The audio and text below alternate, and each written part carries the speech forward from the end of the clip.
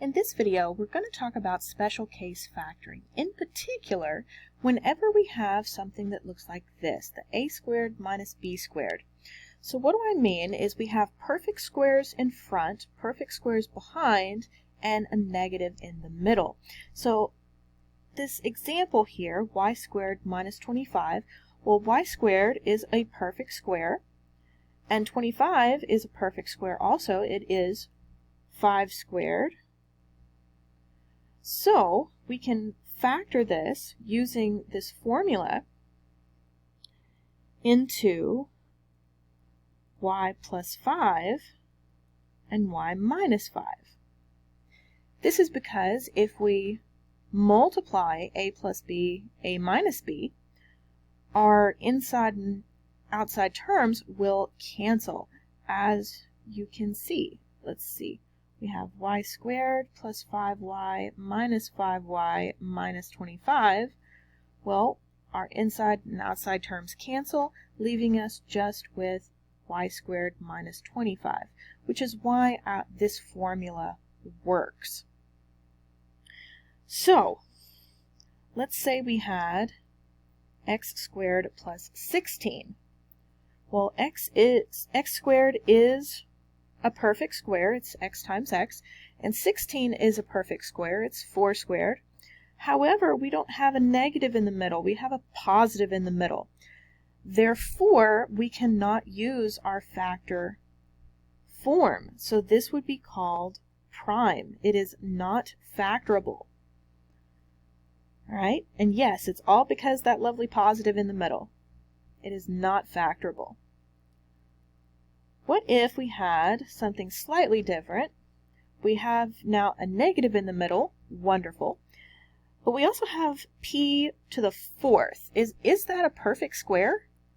Well, yes it is. It's p squared squared, and 16 is 4 squared.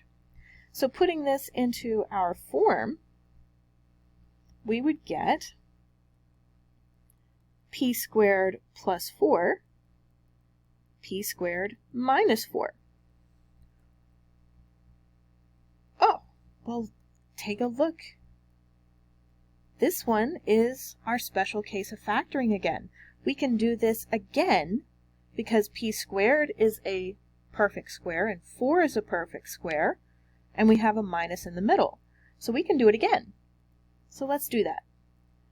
So p squared, perfect square, would just be p, and then that would be plus the square root of 4 is 2. So p plus 2, p minus 2 would be there.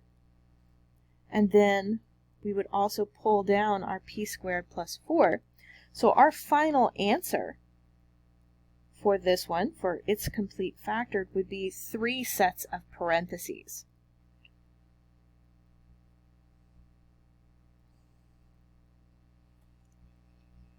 Okay, so this one, well, we don't have 2 terms. And we have 3 terms. So we can do this a number of different ways. We could use our slide and divide from before, but we could also say that it is one of our special cases. When you have something like a plus b squared, well, that's the same as saying a plus b times a plus b. If you multiply that out, you'll get a squared plus 2ab plus b squared. Is that what we have? Looks very similar. Let's see. We have 9t squared, well, that's 3t squared, and 16u squared, well, that's 4u squared. So the a squared and the b squared work. What about that 24? If we divide 24 by 2, we get 12. So is 12 3 plus 4? 3 times 4? Yes, it is. We would get the 2 times 3t 4u Is that 24 TU? Yes, it is. So we can use this formula here to put it back into the factored version. So that would be 3t plus 4u squared. Let's do one more. Let's say we have this lovely thing. Well, the numbers are big, but I immediately noticed that 36, well, that's 6 squared, and 25 is 5 squared, so that's good. But I have an extra y in here, so I need to pull that out before I think about much of anything else. So GCF of y, pull that, we'll see 36y squared minus 60y plus 25. Okay, that's much better. Okay, so that's 6y squared, and that's 5 squared. What about that negative 60 in the middle? Well, is negative 60 2 times 6y times 5? Well, yes, it is. 2 times 6 is 12.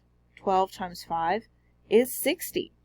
So the only difference between this problem and the one above it is instead of a plus b squared, this one is a minus b squared. If we have a minus b times a minus b, we'll get a squared minus 2ab plus b squared, because a negative times a negative is a positive. So I can immediately, since I have confirmed that this does in fact work, go backwards, factor it, and we'll have 6y minus 5 squared, and then bring down the y GCF that we pulled out first, and that is our final answer.